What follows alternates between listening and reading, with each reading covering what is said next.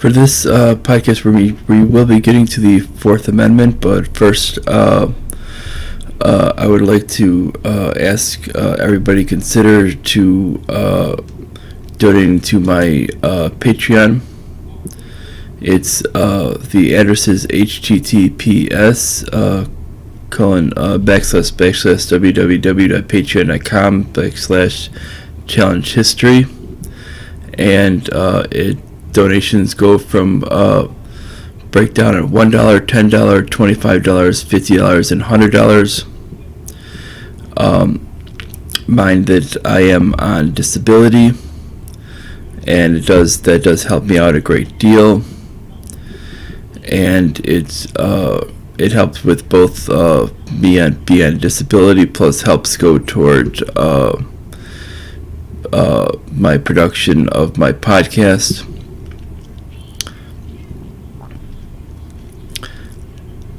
And I really greatly appreciate any type of amount that you can donate.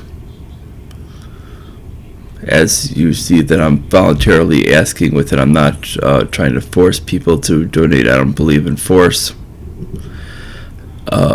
So anything would be greatly appreciated. And I will now go on to the actual episode itself. This one's going to be on the Fourth Amendment. Now we need to read over the amendment first to actually get the idea. It says the right of the people to be secure in their persons, houses, papers, and effects against unreasonable searches and seizures shall not be violated, and no warrant shall issue upon probable cause, supported by oath or affirmation, and particularly describing the place to be searched and persons or things to be seized. Now, in the first person, it says the right of the people to be secure in their, let's just stop it right there, to be secure. Now, when it's saying about people, they're saying individuals. This is what they meant with it when they used the terms that. They were not meaning as a collective rights. When we were talking about this, when we were talking about the government here, these were not collective rights, these were individual rights, as we learned with the Declaration of Independence. They specified as individual rights.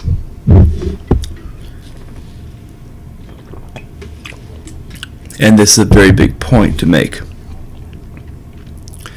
Now, it says to be secured in their persons, basically their self, houses within their actual residence, papers, the actual physical papers that held any important information, and effects. Effects meant anything that was not covered under anything under those things, and they understood that technology wouldn't prove that it would actually cover anything else. And it meant property as well, any other property as well. This meant they understood that technology would improve over the time to where there would be abilities to basically gather information on people later on down the road. They understood that this was a plausibility. They were not thinking within just their own time period. They were thinking beyond their own time period, that there was reasonable plausibility of this. And that's why they specifically used the term effects to enhance this beyond this point.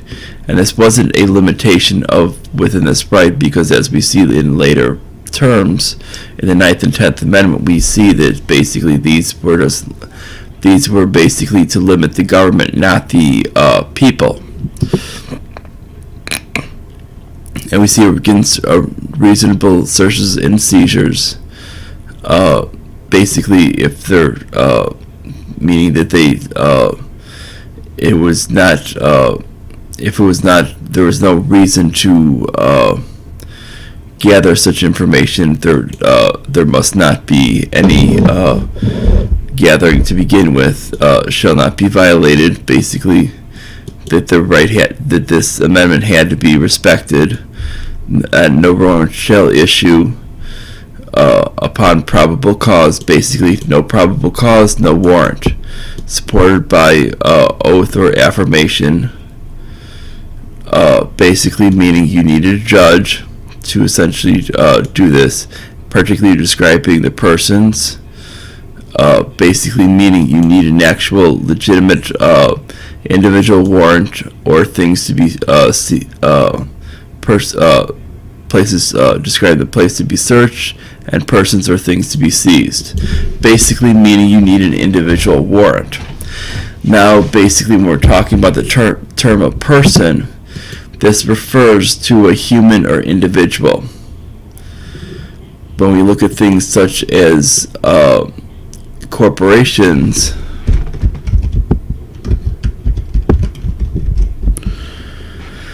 as we can look down here in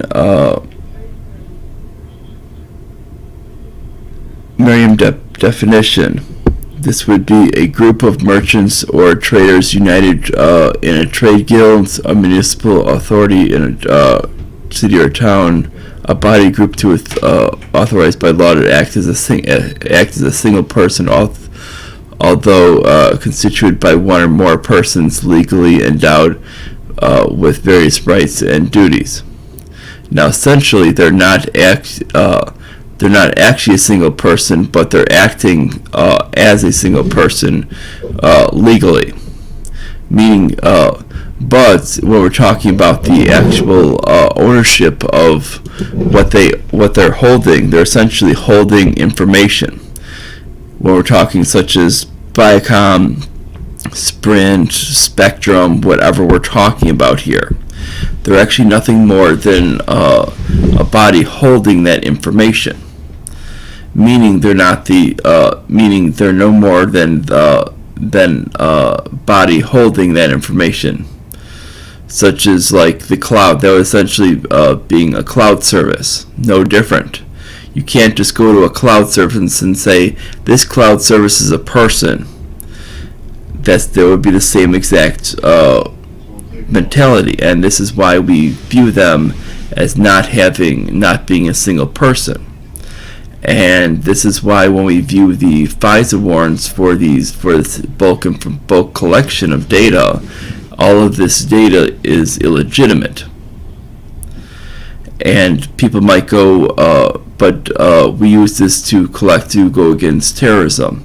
And this goes back to the original point of when we go over here, we'll look over terrorism overall, and you will see that basically on the history of it, you will see basically is on the historical background is on this is when they use the term of the reign of terror, it goes back to on that is that's actually the terminology of the use of the word terrorism, and that goes back to 1793. I know that Wikipedia is not a academic source, but they're at least going to be somewhat legitimate when it comes down to within the realm of the years. Even if we're going to be somewhat accurate, I think we can click over here, Encyclopedia Britannica. I think they could be a little bit accurate right here. It says right here 1793. They would be a legitimate, accurate source right there. It says September 5th night, 1793. We go back to the Bill of Rights here. When was it actually ratified? Well, we can see that it was ratified December 15th, 1791. We see back here is basically we see is right within the same era that the terrorism was still was around happening. So we see that there was stuff within that realm. Now, when we start to look at back when terrorism is actually first occurring, we can actually take that. We can actually go back to the French word back to the 1160. And if we go back to the first initial cases, we can actually go all the way back to the whole original points, which are back to the 1st century AD.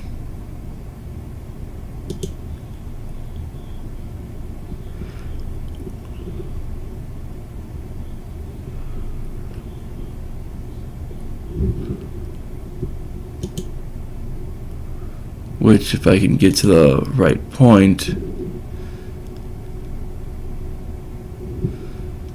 which go back to the 1st century AD. So we're talking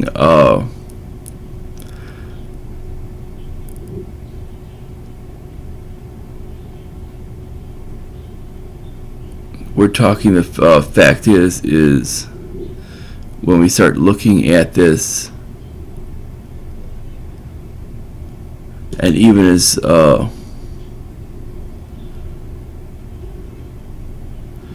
right there with it, right there we have a source right here, History of Terrorism from Antiquity to Al-Qaeda, Berkeley University Press, 2007. Right there, they do at least have that linked, and that shows even as early as 6 AD.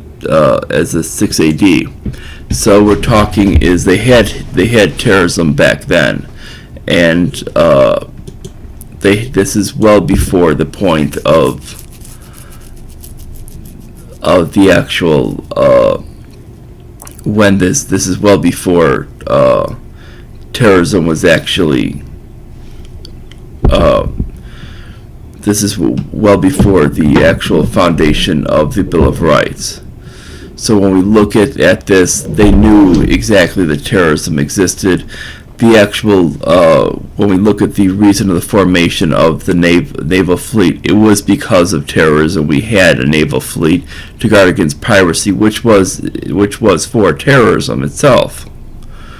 So that's why we had it. So we knew about this. So the idea that's to guard against terrorism is totally illegitimate. And the actual things such as backdoors, such as going on phones with it, only makes the actual system weaker and allows them to actually access to these systems because of what they've done with these systems by creating these weakness in these security systems, and only allows them to actually access more systems out there by them actually violating the 4th Amendment. So, and when it comes to the people that actually sees through these methods for terrorism, they've actually found that the only ways we can actually grab these people for terrorism is through traditional policing methods. So it shows that all they've done is essentially is weaken our security systems by doing such activities. And they're only the only activities that have actually been found with this is basically using information illegally basically to essentially get warrants on people who they're essentially non-valid warrants to arrest people that should not be arrested for such crimes as drug crimes that should never have been arrested because they're not 4th Amendment warrants, which would not apply, and to basically spy on people that's such as ex-girlfriends, ex-boyfriends, and this is what's going on within the system, and that's essentially what they're doing, and they're not actually using it as for any type of legitimate purposes. And we see that basically if we would be following it as such, we wouldn't be having these issues. And because the spy grid is so large that we have to outsource it anyway, and it's leading hires to basically be less than reputable, and the government doesn't have any oversight over these people of who's getting hired and who's not. So it could be almost anybody, and if they're worried about terrorism, these companies could be hiring people who are potential terrorists anyway, who could be looking over the whole spy system itself. So the actual legitimacy is gone just because of this whole system. And which makes the legitimacy of its whole argument completely futile and gone right within a second. And that's why when we see the actual function of the actual original constitutional amendment, if you actually stick by it, you actually realize that how functional it is for any era. And the even the data that we have on terrorism, if you look at the actual maps to what happens next to intervention, you see the less intervention right here. I don't know where this is from with it, but it still shows, and it makes sense with the less intervention, the less terrorism attacks you get, and it's just made complete sense, because the fact is the less times you attack them, the less times they're going to attack back, and this is just a major factor of it. And the more you start ramping things up, the more they're going to ramp things up. And this is why you see those huge spikes. And this is just what ends up happening. The more you intervene, the more they're going to attack. And when you start intervening, the attacks end up spiking exponentially. Because they're very, very efficient in taking the incidents and making them very, very impactful. And it doesn't matter if it's the United States doing it, or if it's other countries. But the fact is, doing it, this is what ends up happening. And we need to understand that we need to limit what's happening out there. And if we want to limit what's happening out there, we just need to basically calm down and look at these things realistically. So the idea would be essentially follow this, realize that basically our best option is actually not to attack them over there, but essentially just to defend ourselves. When we attack them over there, they're going to be more apt to retaliate. We don't want them retaliating. We want them actually more apt to basically cause any problems that they would naturally over there, because we don't have any dog in the fight over there, and that's what we need to keep it as. Basically, we need to view as these realms that might have terrorists naturally. We need to understand that basically that they're basically going to have an ideology that's going to be not compatible with other areas, and realize that the area is going to be like a hornet's nest. And this has been cited from many other people. So when you start basically swatting a hornet's nest, they're going to go right back at you. When you leave the hornet's nest alone, it's not going to do anything. And that's what we need to practice. And that's the whole thing.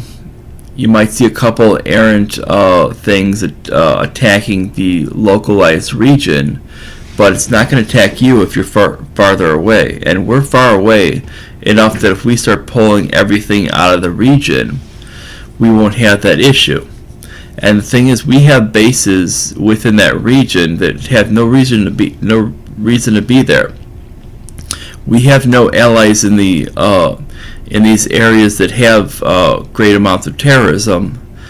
I don't care what people say. If people try to state that Israel's an ally, there's no legitimate evidence that proves any such thing, because when it comes down to it, they've only basically dragged us into war and basically make us pay for their defense. That's not an ally. And when we start looking at it, we can basically say there's no reason for us to defend anything but our own borders and our own actual territories, and you'll realize that basically is no country would attack us then, and that would eliminate any potential act of terrorism, because what makes us susceptible to terrorism is when we're over there. When we're over there, they're more apt to come over here, number one, because we're attacking them, and number two is it makes us weak at home because we have no sort of defense. When we have all of our defense here and we're not over there, they're, number one, less likely to attack us, and number two, if they were to attack us, they would be very, very stupid to do so. So the argument to violate the Fourth Amendment then goes away. Now, when we look at the actual Fourth Amendment, then is what we see with it is the violations that are actually coming from these formations of civilian intelligence. Now, what is really civilian intelligence? Where are they taking their oath from? Well, they're taking their oath to secrecy. And when you take an oath to secrecy over an oath to the Constitution, this is a big problem. The only people in government should be taking oaths to the Constitution. When you take an oath to secrecy over an oath to the Constitution, this is a major problem. This should never occur. The Constitution should remain supreme over everything. When you swear yourself in there, it's the Constitution. You follow exactly what it says in there, exactly word for word. It doesn't matter what you think. If you say, "Oh, I believe in socialism and I want to implement that over the Constitution," no, boom, you should never be sworn in. "Oh, I believe in this other thing over the Constitution. That my first idea is to amend the Constitution to fit my ideas." Boom, gone. You should never be sworn in. The Constitution remains supreme. And if you don't believe that, you have no business being in office, no business being anywhere near government. We don't need civilian intelligence, because civilian intelligence does not take an oath to the Constitution above their oath to secrecy. This is same thing with FBI, same thing with CIA, same thing with NSA, same thing with all these other forms of the actual government itself, and we don't need them. They're actually part of civilian intelligence. Now, what's legitimate intelligence is military intelligence. Now, military intelligence takes an oath to the Constitution above all else, and this is why you get a much different result. The military intelligence says we take an oath to the Constitution. If we do not take an oath to secrecy above that. Secrecy is only an ends to basically protect the Constitution and to protect the nation. When you talk to military members, this is what you're going to find out. And this is why, when it comes down to it, when they go out to fight a war with it, they're fighting a war to ensure that each of these amendments and the actual Constitution is protected. When they come back and they find out that civilian intelligence and that the legislative bodies, the executive, and the judicial have basically done all their harm to essentially obliterate the Constitution to a worse degree than what they've come back, they're furious, because essentially they're dead and they're mangled for nothing, and they're basically mad as hell, and that's why they're angry about that. They don't want any of that stuff to be done. In fact, most of what they want is they want to basically eliminate these regulations that are basically, they feel, unconstitutional. They don't want anything basically going against the ideas of what the founders originally meant. And that's the major point we need to realize. And it might not consider to be fun for some of these new people in Congress, but that's the actual fact. It doesn't matter if you're right or left, but the fact is the Fourth Amendment is absolute. It means individual warrants only. The FISA system is unconstitutional. It doesn't matter what you want. I'm sorry, but Verizon is not a person. This doesn't.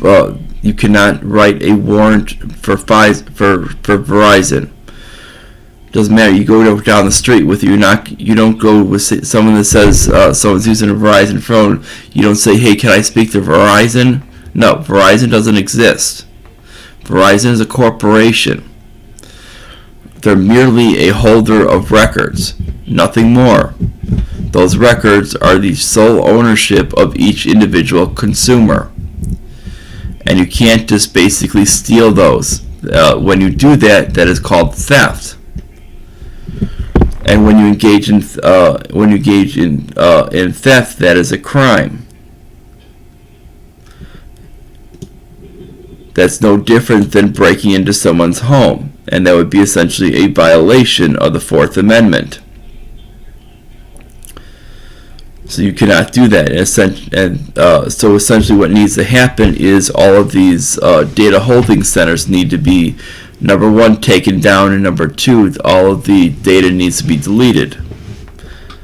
And I don't care if they say, oh, but these are real good economic booms for each of the areas. Don't care. All of the data holding centers need to be taken down. It's real easy. Just get a Fourth Amendment warrant. Doesn't take much of a genius to figure this one out. The Constitution is pretty damn explicit when it figures this stuff out. The reason why this stuff why FISA was put in why these things were actually put in, was because of the fact is we had other civilian agencies that were put in because other ones were actually violating the Constitution, and it was basically, instead of actually eliminating these civilian intelligence agencies, they thought, oh, I'll get one to actually go after the other one. Well, no, it doesn't work that way. It just gets worse. Now what you need to do instead is actually to essentially to get rid of them. Now instead of what they should have done, instead of actually adding one on top of the other, like instead of getting the NSA to essentially oversee what the FBI was doing, was they should have just eliminated the FBI, because we didn't need J. Edgar Hoover at the FBI. They should have just eliminated the FBI, repealed the whole thing, because it was they should have realized it was a mistake to begin with. You didn't need the NSA. The NSA was not going to oversee. The NSA was going to become overwhelming, and then they created the FISA system to oversee the NSA. Well, we see what's happening, because now the FISA system is abusive, and it just becomes more and more abusive. You actually need to eliminate all civilian intelligence to begin with. It's not needed at all. The only thing that's actually legitimate is military intelligence. The CIA is not necessary. None of it is, because they all take an oath to secrecy, and they don't care. And when we start realizing this, we're going to realize that they don't deal with terrorism. Terrorism actually happened well before. All they're doing is they're basically upsetting a basic natural sovereignty balance that needs to exist.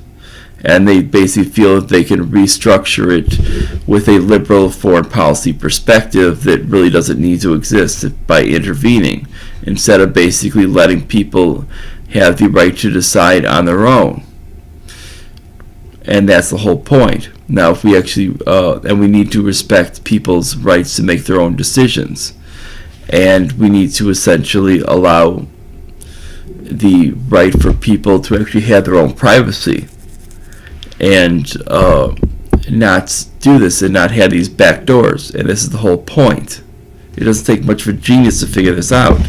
We do this by essentially shutting down the thing, shutting down the center in Utah, and shutting down all of these centers that are spying on it, shutting down all of these backdoor systems. Because when people go, oh, we need to arrest Snowden. Well, Snowden didn't do anything wrong except expose these idiots. They were violating the Constitution. And when we view this, we need to view that as the actual fact. That was what was going on. Snowden actually exposed these people. And the reason why they want him arrested is because he exposed them for the constitutional violations. It's Clapper who should be in jail for actually constitutional violations. And these things have been going around for a long time. And these are the people like Clapper, people like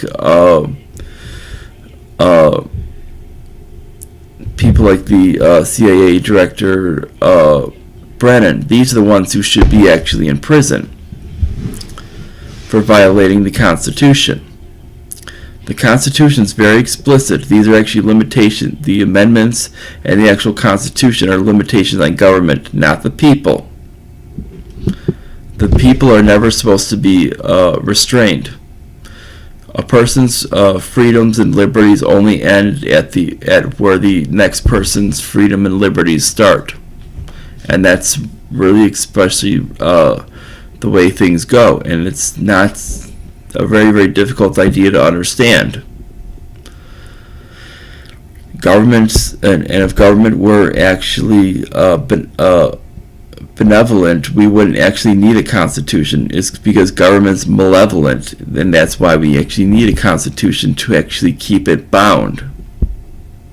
That's why we don't want them with the actual ability to spy on people, because the fact is they're, number one, incompetent, and number two, because they will use it for evil, and they will always use it for evil. They'll try to make excuses saying, oh, they're looking for terrorists. No, they're not looking for terrorists. They're actually looking to spy on people and throw dissidents in jail. And that's always what they're looking for. Now, if you like this, like, subscribe, click the notification bell. Make sure to share it all over on social media. Share it with friends and everyone else publicly. And make sure to click right below here. Probably, and so you can, if you want to become a patron on my Patreon page that I mentioned earlier in the episode, that would really help me a lot. If not, that's okay. And that's about it. See you guys later.